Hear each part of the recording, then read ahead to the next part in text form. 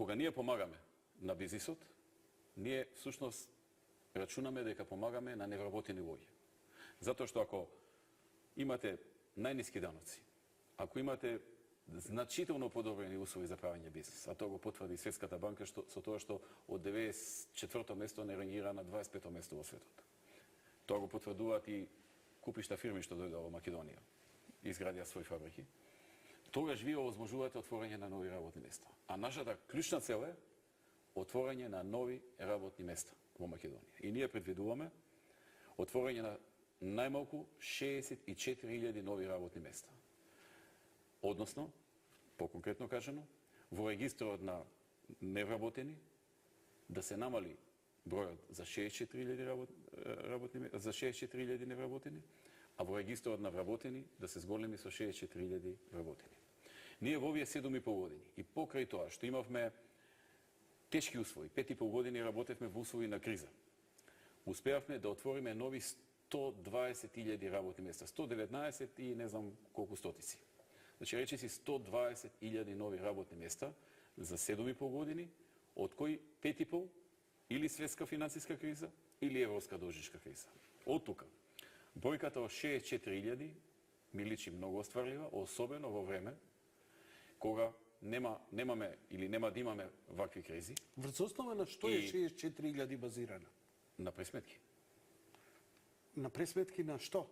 Пресметки на очекувани компании што треба да дојдат, пресметки на трендови, има различни видови на пресметки. И очекуваме намалување на стапката на невработеност од сегашните 28,6 на околу 22, согласно овие 64.000 невработени. Ке подсетам, и понекогаш луѓето прашуваат што ви значи ова слоганот има разлика. Еве еден пример, кога станува збор за вработувањето и невработеноста. Секогаш кога е СДСМ на власт, невработеноста расте. Некаде 92-93 невработеноста е 18% во Македонија. СДСМ има власта до 98, таа расте постојано. Постојано расте. Доаѓа ВМРО ДПМН 98-2002 така. И покрај конфликтот и слично имаше мало опаѓање, за едно 2-2,5%, 3 тука некаде. Доаѓа СДСМ повторно расте и веќе оди до 38%. Значи од 18 38%. Малце го заборава народот ова. Да. Доаѓа ВМРО во 7,5 години, од 5,5 години криза, од 38 успеваме за 10% поени да ја намалиме на 28,6. Тоа е се уште многу. И се уште е висока. Меѓутоа, во едно такво тешко време, кога во најголем дел од земјите низ Европа невработеноста расте, се отпуштаат вработени. Платите се намалуваат, пензиите се намалуваат, социјалната помош се намалува, субвенции се намалуваат. Кај нас ништо не се намалува од ова, а невработеноста опаѓа. Јас тоа го ценам за успех. Не знам другите што мислат, но јас го ценам за успех, а мислам дека и мнозинството граѓани го ценат. Тоа е една од разликите меѓу нас и СДСМ. Затоа велиме има разлика. Има разлика. Во нивно време постојано се зголемува бројот на невработени, во наше време постојано се намалува бројот на невработени. Или еве земи преку друг пример истата работа. Се сеќава ли некој во време на СДСМ да се отворила гринфилд инвестиција, значи изградена фабрика од нула, ливада да има и на ливадата фабрика и да вработи 500 луѓе, 1000 луѓе, да не зборам 4.500 како Дракса Мајер, например. Нема такво нешто. Имаше само една приватизација, која што се изведе на начин што законите се направија така, да има возможни на блиските олигарси до СДСМ, не за символични, ја би рекол дури за без пари, да си ги приватизираа фабриките. Затоа што законот што го направија велеше вака, дека ќе ги плаќаат на 7 годишни рати, а они секоја година правеа профит и од профитот ги плаќаат. Значи, практично они не дадоа своји пари. Од профитот што го земаат фирмите, си ги плаќаа ратите за приватизацијата по релативно ниска цена.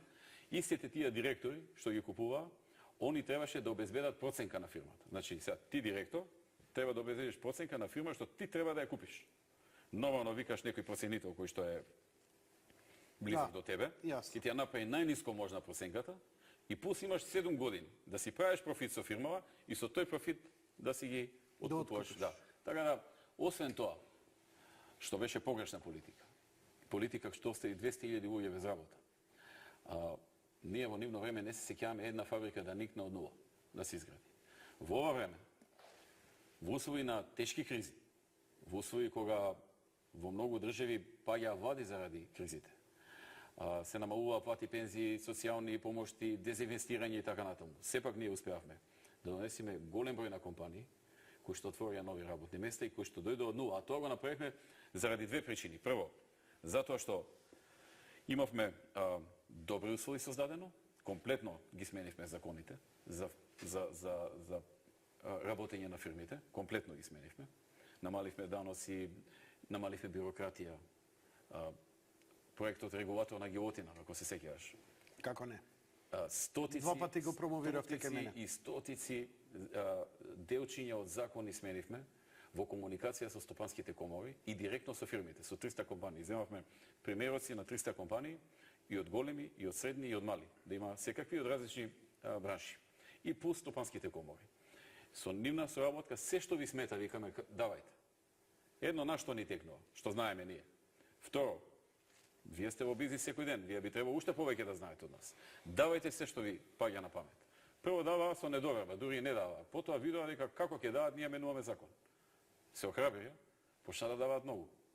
Нормално имаше тука и нешто што не држи вода да се смени и така натаму, нели човек кој ќе види дека нешто тргнало па гледа да бутне и нешто што не е во ред, но како и да е. До каде може да се растегне ластикот? Како и да е. Јасно е се тоа. што беше логично и што му сметаше на бизнисот, ние го сменивме. Создадовме добра клима, домашните почнаа да се охрабруваат, да направи ново погонче, да го прошири, почнаа странски да доаѓаат и почнавме, тоа е втората точка, силно рекламирање на тоа што сме го направиле надвор од земјата. И преку меѓународни телевизии, од типот CNN, RTL и слично. Инвест ин Македонија. И преку промотори. Развивме голема мрежа на промотори. Јас го слушам